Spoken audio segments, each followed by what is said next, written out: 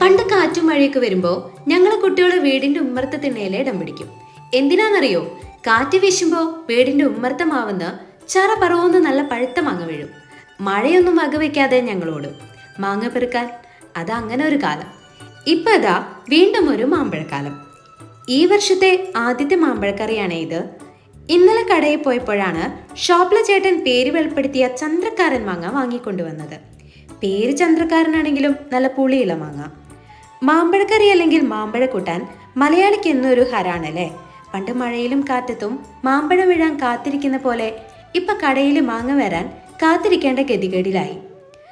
മാങ്ങക്കാലം ആയാൽ പിന്നെ എല്ലാവരുടെ വീട്ടിലും എന്താ കറി എന്ന് ചോദിക്കേണ്ട ആവശ്യമില്ല. ഒരു വീട്ടിൽ മാവുണ്ടായാൽ മതി.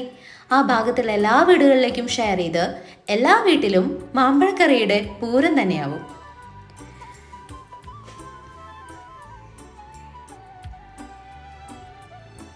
അങ്ങനെ ഇതാ ഈ വറുത്തിടലോടുകൂടി മാമ്പഴക്കറി റെഡി. ഇനി നല്ല അച്ചാറും പപ്പടവും മാമ്പഴക്കറിയും നല്ല കുത്തരിച്ചോറും ഉണ്ടെങ്കിൽ പിന്നെ എന്താ വേണ്ടത്?